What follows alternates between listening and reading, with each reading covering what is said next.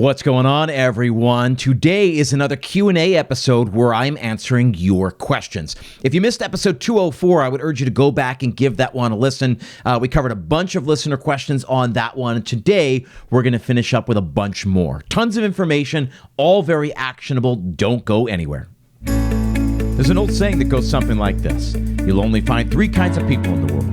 Those who see, those who will never see, and those who can see when shown. This is Restaurant Strategy, a podcast with answers for anyone who's looking.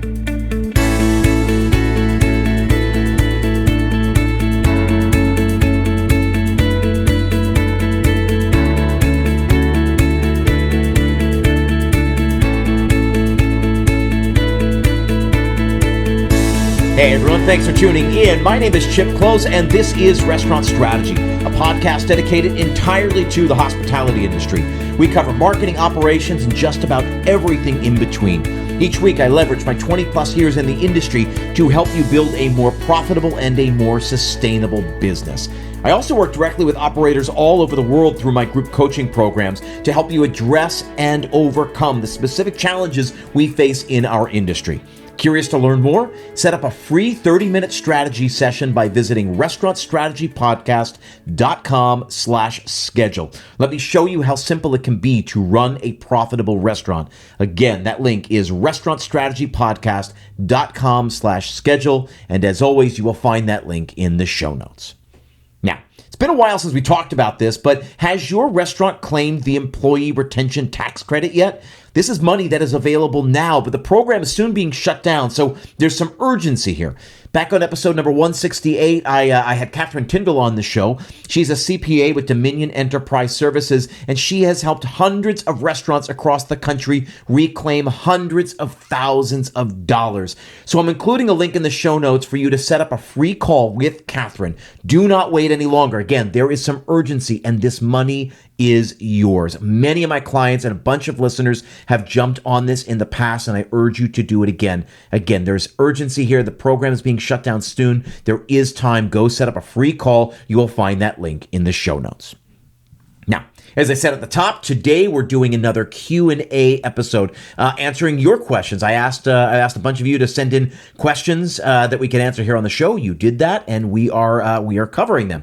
First one today comes from Adalia from California, and she actually had a couple of questions that she sent in. Her first question was about franchising and franchise ownership, and rest assured, I'm going to cover that at a later point. In fact, I'm working on a roundtable, like a panel discussion, where we can talk all about both sides of this. What should franchisees look for and how to get the best deal, and how would a restaurant move from being an independent, maybe a multi-unit, then adopting a franchise model to become a franchisor. So we're going to cover this in much greater depth down the line. So Adalia, rest assured, don't worry, we are going to get to this. But the second question you wrote here, we can cover on today's episode. And she writes, what is your advice for a company that is in growth mode and not only expanding the amount of restaurants they have, but also expanding the support? Support as in new positions being introduced to help support the restaurants.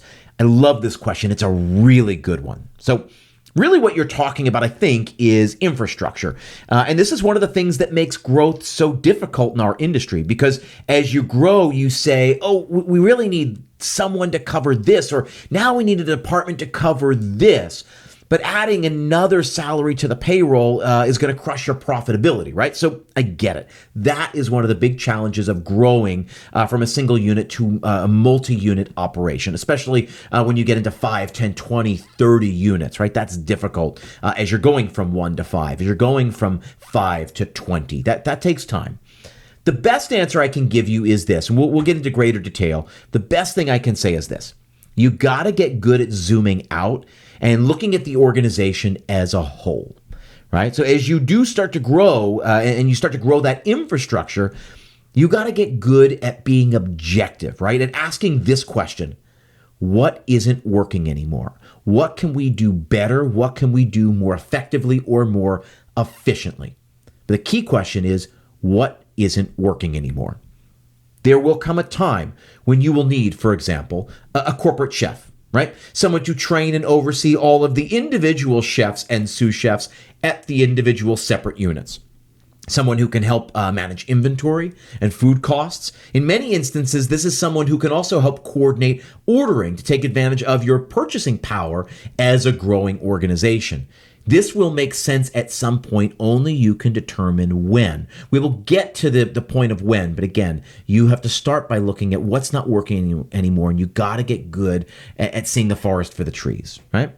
So the same thing when we talk about culinary, we talk about beverage, right? Eventually, you may want someone coordinating all of the ordering across the entire organization. Meaning if you're ordering vodka or tequila for multiple restaurants, you might as well start benefiting from all of that purchasing power you have. So having someone to oversee everything and to coordinate all that efforts is going to become attractive.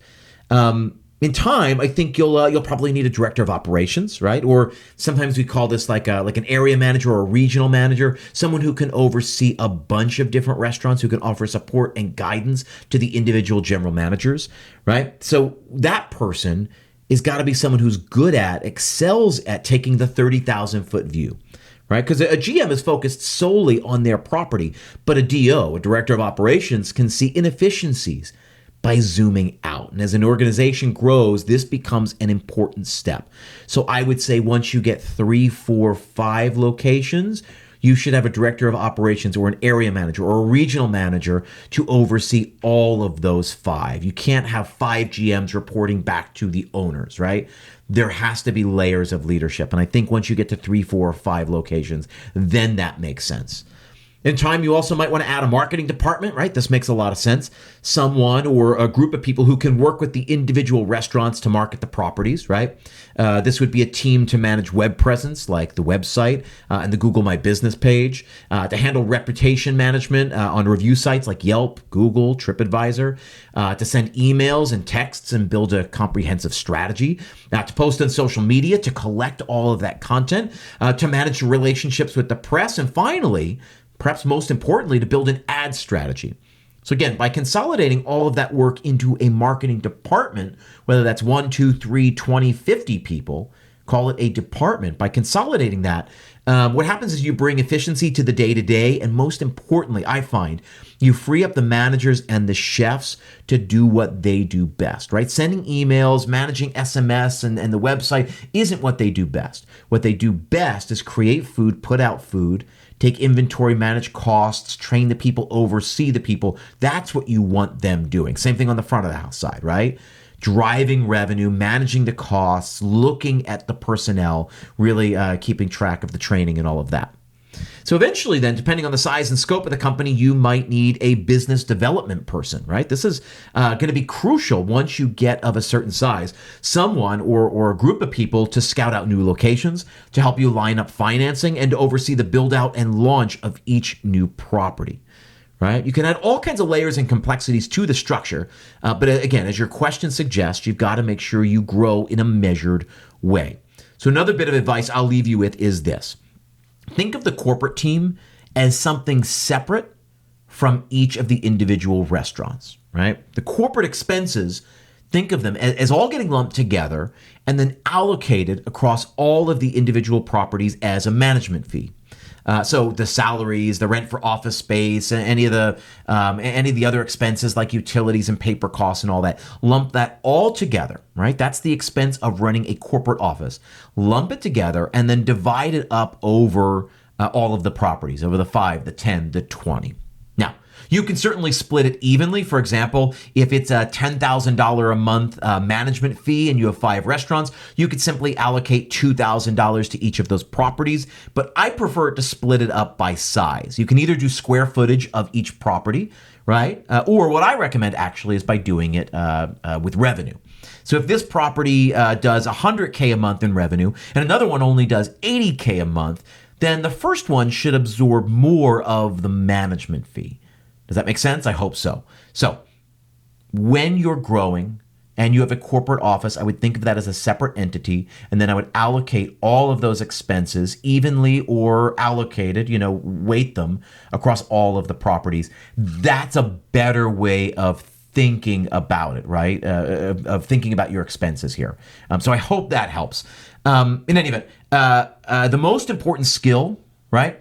I'll go back to what I said at the beginning. Most important skill is the ability to zoom out and see what the company needs as a whole. Zoom out, take that 30,000 foot view and grow in a measured way. And when you do start building a corporate office, take all those expenses, lump them together, and allocate a management fee to each of the properties.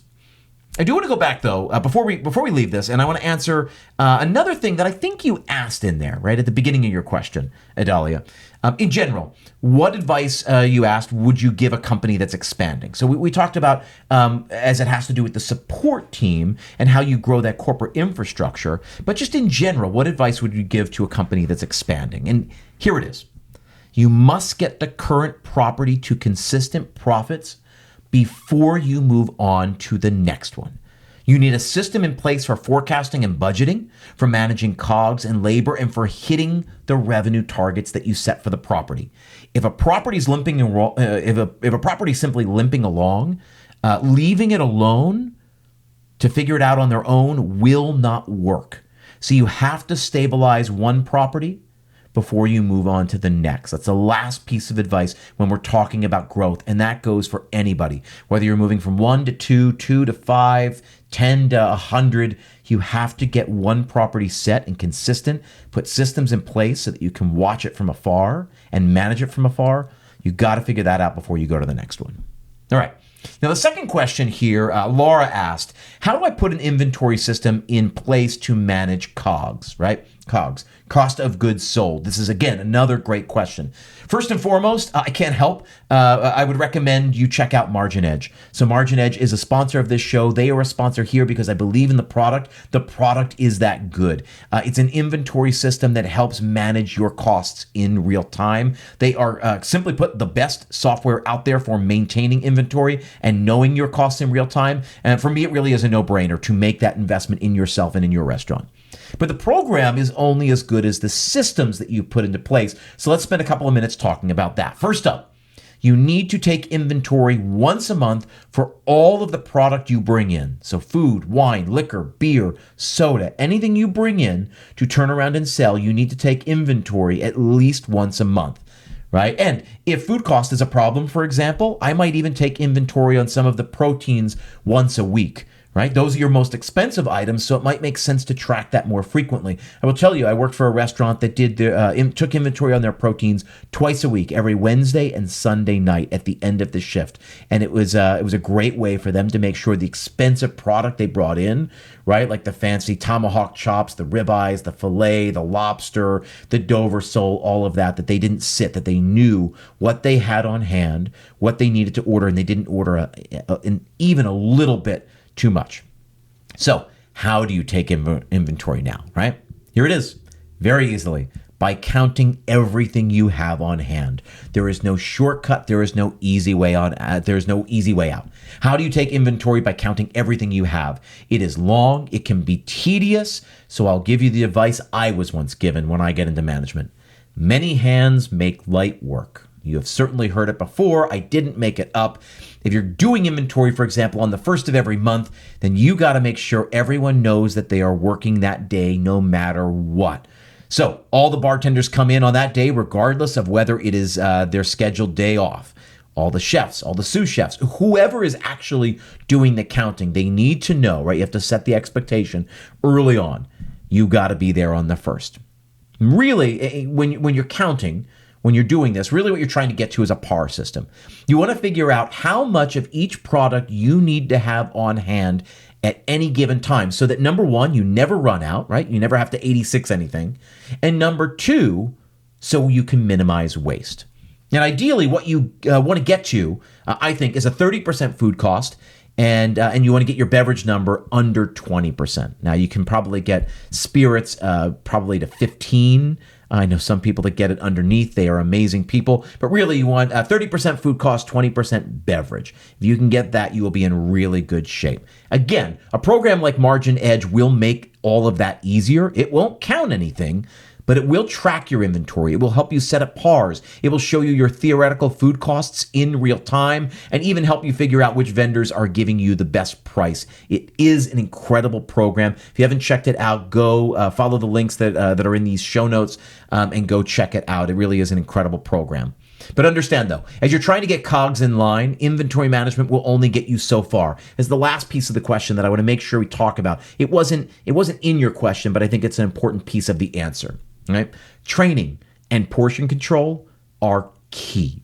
Right? So making sure bartenders are using jiggers and that the cooks are measuring everything they put onto the plate. Also, making sure that you're tracking your waste, meaning not only the food that spoils before you get to serve it, but also dishes that get sent back to the kitchen. It's really important you track all of that because there's a difference between theoretical food cost and actual food cost. And understanding on paper what it should be. We do 2 ounces of this, 6 ounces of that, 1.5 ounces of that. That's fine. But are you actually putting those portions onto the plate? It's really important. Training is a key piece to that, and oversight, really overseeing the cooks, the bartenders, whoever is dealing with the product. Do those things, and I promise you, you will be in a much better place. I hope that helped answer your question.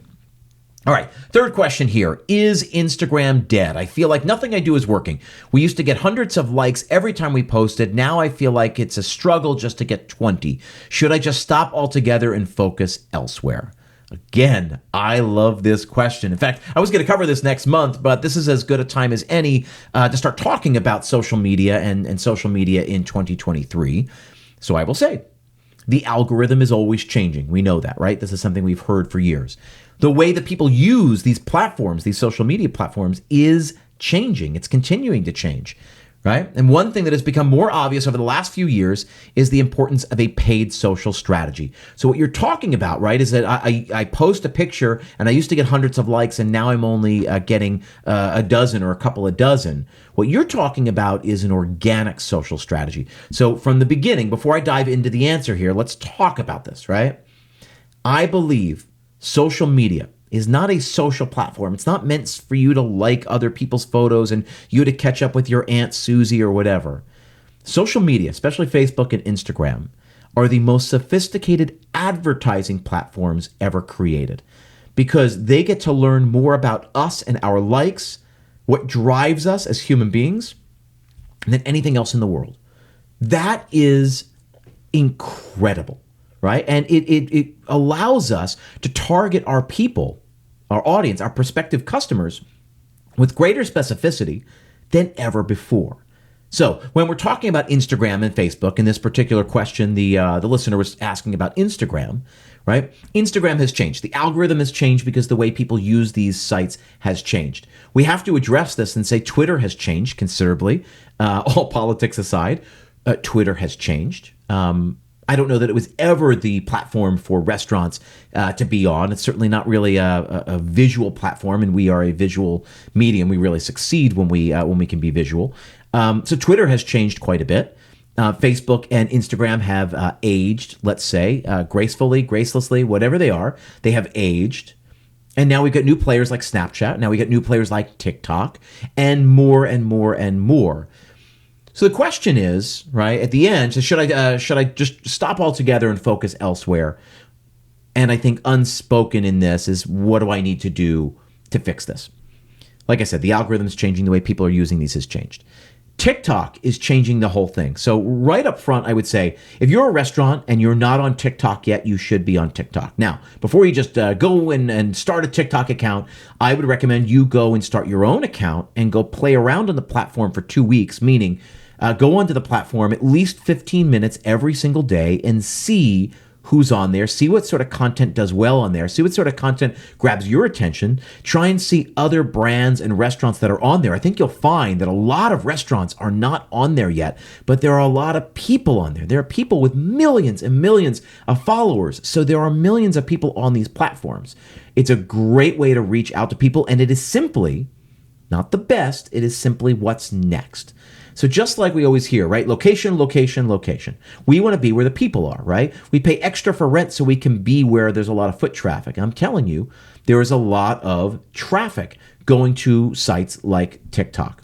Now, when we talk about Instagram, we have to take into account what TikTok has done. TikTok is a short form video platform. So you take vertical video, right? Vertical video is what does best.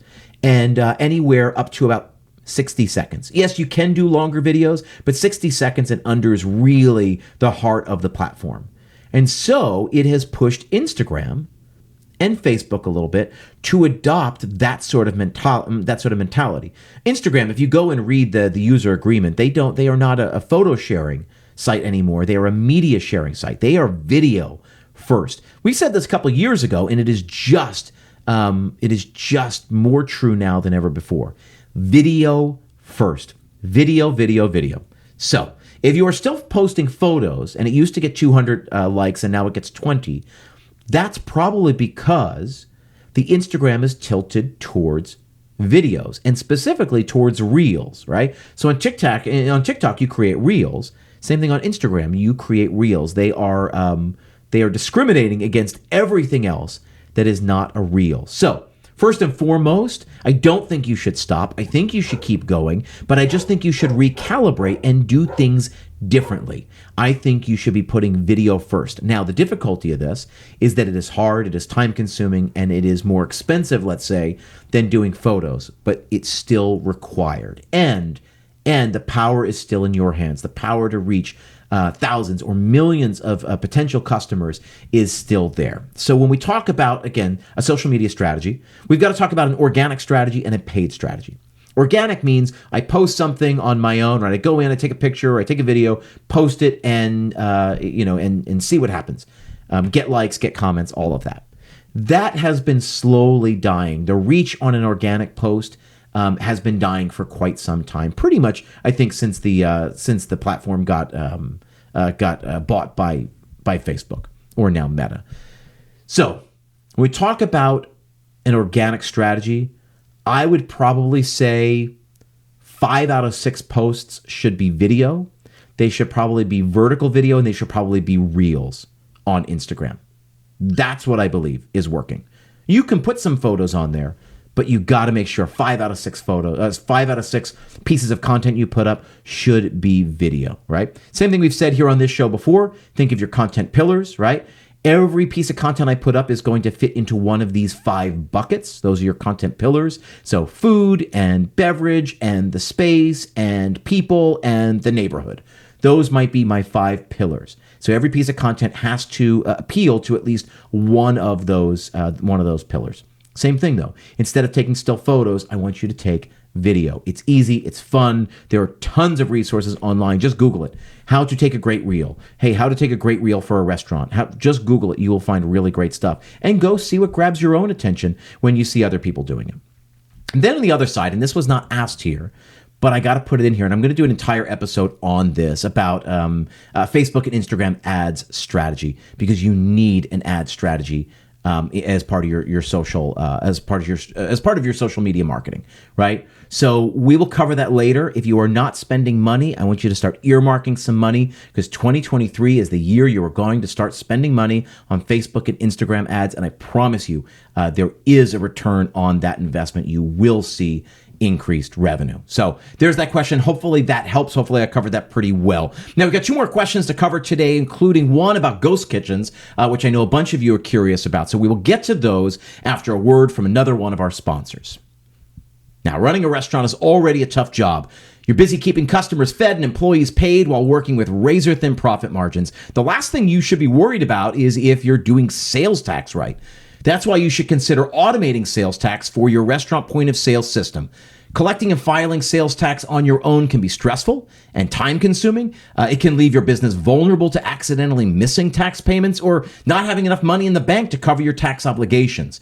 DAVO by Avalara simplifies sales tax for your restaurant and brings peace of mind through automation to help you pay the full amount you owe on time. Just integrate the DAVO app with your existing POS like Clover, Toast, Square, Spot On. Set up your business and banking information, and then you're done. DAVO will take sales data from your POS system and determine how much sales tax you collected on each day. Then it sends a request to your bank to have your sales tax put into a secure holding account. This keeps your sales tax separate from your revenue and helps reduce potential confusion about available funds. You'll get a daily email from DAVO letting you know exactly how much sales tax is transferred. When your sales tax is due, DAVO automatically remits your sales tax to the appropriate authority on your behalf, in full and on time. Is your restaurant in a state that does on-time filing discounts? If it is, then DAVO will automatically send this refund back to your bank. Don't let sales tax spoil your business. Stay on top of sales tax with automation from DAVO by Avalara, so you can spend less time in your back office, more time in the front of house. Learn more at DavoSalesTax.com/restaurant strategy and try DAVO free for the first month. As always, that link is in the show notes. Now, as promised, we've got 2 more questions. Question number 4, is there a ghost kitchen budgeting model? This is a great question. I know a lot of people are curious about ghost kitchens, but we've got 2 separate things here that we've got to sort out. We've got ghost kitchens and we've got virtual brands, and they are different. And most people that I end up talking to are really talking about launching a virtual brand, not necessarily a ghost kitchen. So let's separate them because they are different. And I think if we can come to a greater understanding of them, it'll help you figure out if this is the right move for you. So a ghost kitchen is it's a commissary kitchen. It's a kitchen that has no front door. Customers cannot come into that kitchen. So it can be on the 2nd floor, it can be in the basement, it can be in the 80th floor of a building. It can operate out of your kitchen. It can operate wherever. A ghost kitchen is a commissary space where you would create food for a virtual brand. So a virtual brand doesn't exist in real life, meaning people can't come in and order from that brand or pick up from that brand. It is only available on the internet, either through a website or through one of the third-party delivery sites. So a ghost kitchen is just a space, a separate space that would execute these things, right? And we can talk about a ghost kitchen in a second. Let's first define a virtual brand. A virtual brand is a brand that only exists digitally. So it exists on a website. It exists, again, on those third-party delivery sites, right? Just like we said. Most people are asking me, I find most people talk to me about adding a ghost kitchen. So, oh, should we be a ghost kitchen? What they're really saying is, should we add a virtual brand to our business? So most people from most restaurants, and the answer is, I think maybe. I think maybe, yes. If you've got capacity, if you've got room to execute more food. So the best way to do this is that if you've already got a restaurant and it's open, let's say lunch and dinner, and it's doing a certain amount of business, and you find your cooks are sitting around some time, they're not totally crushed all the time. Could you take more orders, right? And maybe your brand, right, this restaurant, let's call it Restaurant XYZ, you don't want to do takeout and delivery because it'll diminish the brand or the food won't travel well, whatever the answer is. But you said, hey, we can take our SKUs, right? You can take all the items you bring in, and we can put together a more casual menu, and we can basically send that out the back door, right?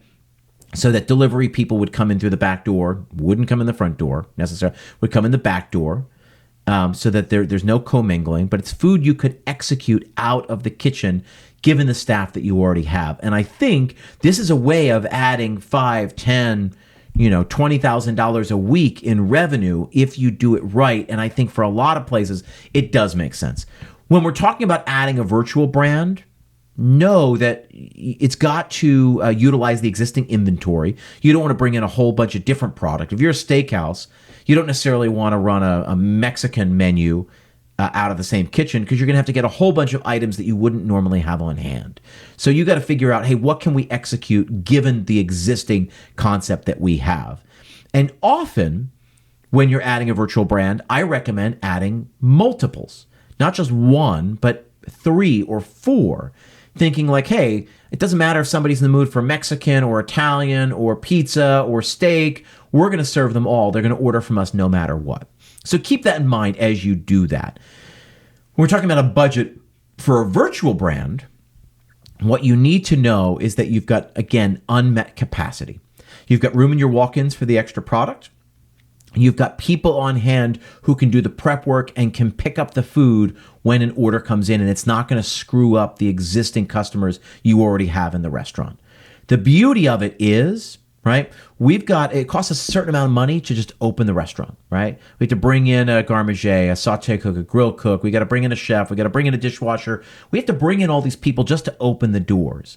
So if we're only going to do $5,000 worth of revenue, what happens if we turn on a virtual brand and we can add another $1,000 or $2,000 in revenue? As long as we don't have to bring more people in, that's where we have to start redoing the budget. But if we can execute it with our existing staff, with the infrastructure we already have, then it makes a lot of sense. And I don't know why everybody isn't doing this. That's the first thing.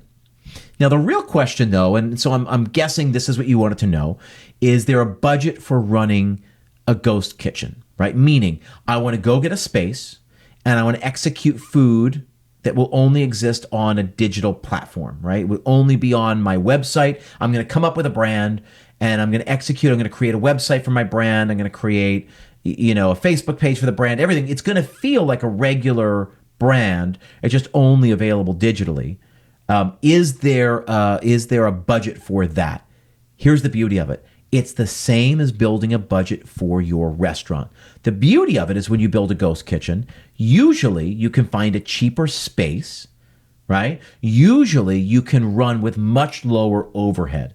But I will be honest, you're probably going to do much less business as a virtual brand because people can only order from you one way, which is online, either on the third-party deliveries. They're going to have hefty commissions on those, or via your website. And so you still need to build a marketing strategy that acquires customers through the third-party sites and pushes people over towards first-person delivery on your website. So you need to build a website, but the budget is still the same, right?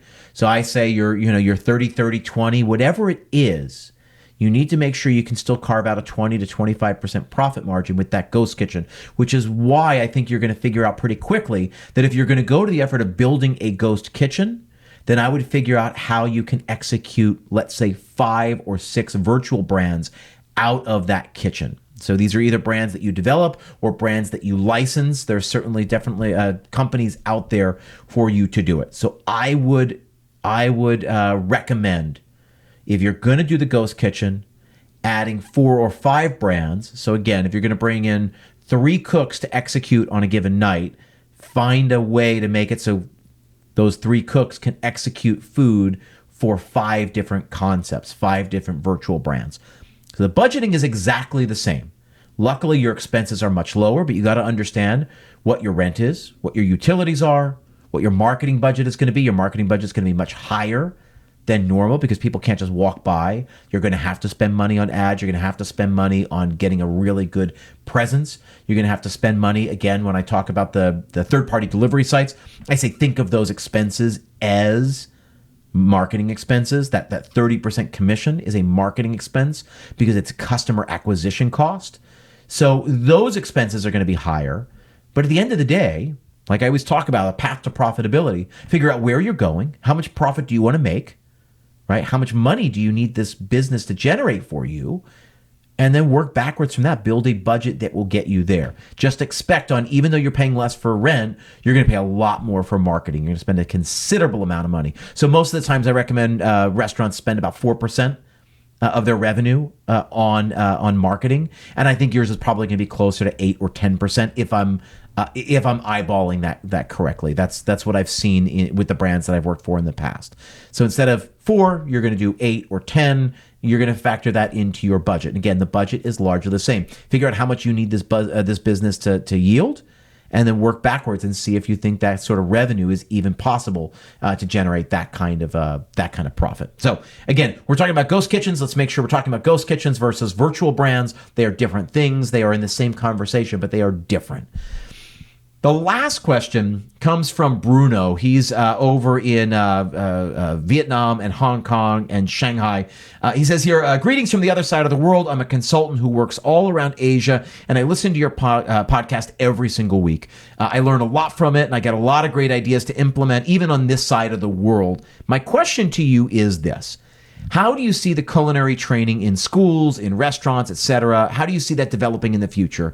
Should we start training tech and how to use it? So not only how to steam, roast, etc., but how to utilize some of these tools. Thanks. Now, again, another great question. I love this question. At the heart of this question, we're really talking about education. And I think really what we're talking about is staff development. And I hope as we move forward, we can get better at developing our staff, at giving them a way to grow within the organization and to learn more, because the more they learn, the better they can be for us. So Here's my quick answer, and it's not exactly, I think, what Bruno is asking. I never went to culinary school, so I don't know how that will develop. I think there are skills, there are knife skills, there are basic things that need to be taught, right? How to build mother sauces and how to steam and how to roast and all of that. I understand how food, the chemistry of it, all of that will not change. I never went to culinary school, so I can't speak to that.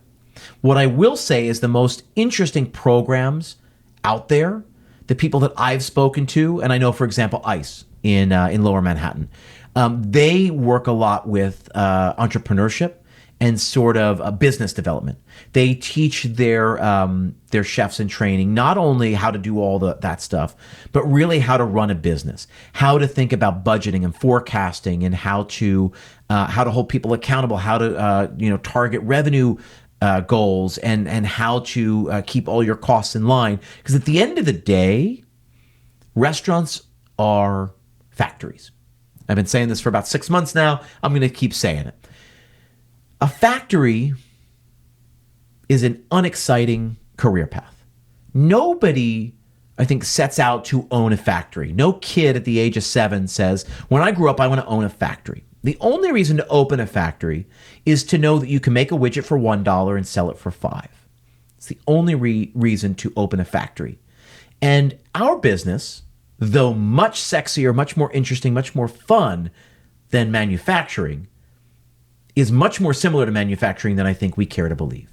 So the benefit is that we work with the greatest products in the world: wine, beer, food, all of these great products. We get to host people and show them a good time and be part of their celebrations and all of that. None of that, though, should be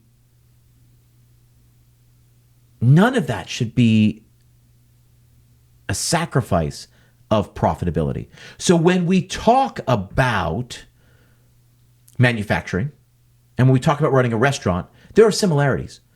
In a restaurant, we bring in raw materials, we do something to those raw materials, and then sell a finished product.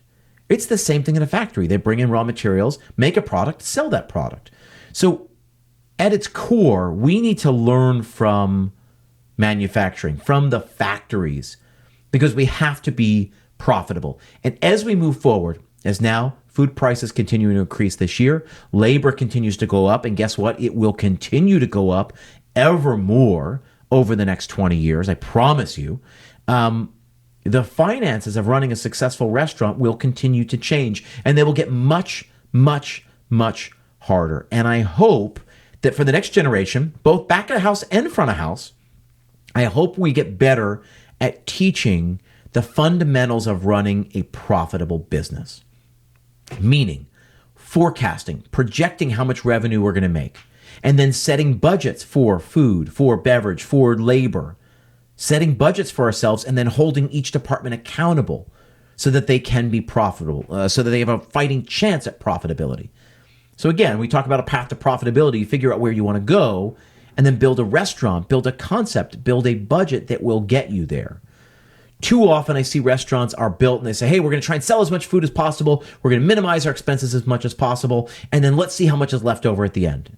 The leftover at the end is our prize, right? It's the toy in the bottom of the cereal box. And that is not a way to run a business.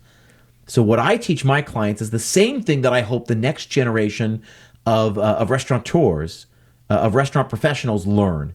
And I think it's getting hard enough where they're going to have to learn it. So when we talk about big schools like ICE, like CIA, like these big organizations, Escoffier, I think they're going to have to teach business in a very, very real way.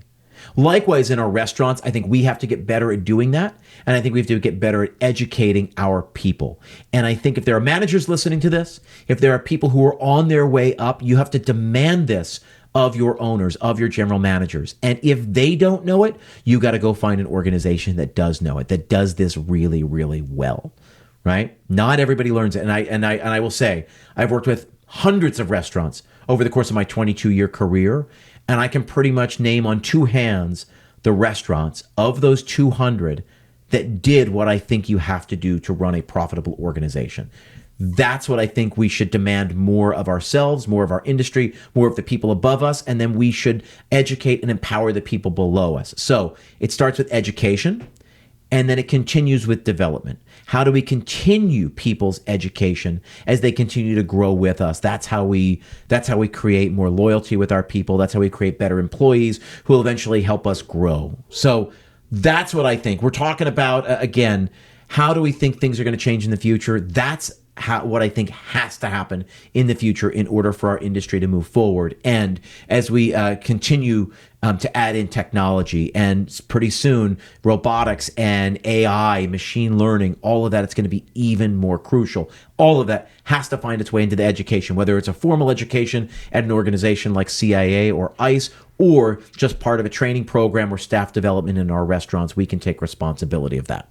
So that is that. Those are the 5 questions I'm covering today. A big thank you to all the listeners, everybody on my list who sent in a question for me. I really appreciate it. Hey, guess what? If you're not on my list, you should be. Go to the website, restaurantstrategypodcast.com. There's an ebook there you can download absolutely for free. That's the best way to join the email list. You'll get notifications every Monday and every Thursday when there are new episodes. And then I put out a fun little email every Friday afternoon, something to think about, some actionable insights, some tips, some tactic, tons of value on that list. And again, everybody on that list, I thank you for answering my request for questions. We will continue doing this more as we go throughout the year. And if you have any questions from time to time throughout the year, even if we're not doing one of these episodes, just email me. So join the list by visiting restaurantstrategypodcast.com. Email me directly with your questions. Maybe I'll turn it into an episode. chip@chipclose.com. Again, CHIPKLOSE.com. Look forward to hearing from you. I appreciate all you guys being here. I know there are a lot of podcasts, a lot of different ways you could spend your time. I appreciate you spending your time here with me. Hope you got a lot out of this one. Tons of information. I hope you feel good about it. I appreciate it, and I will see you next time.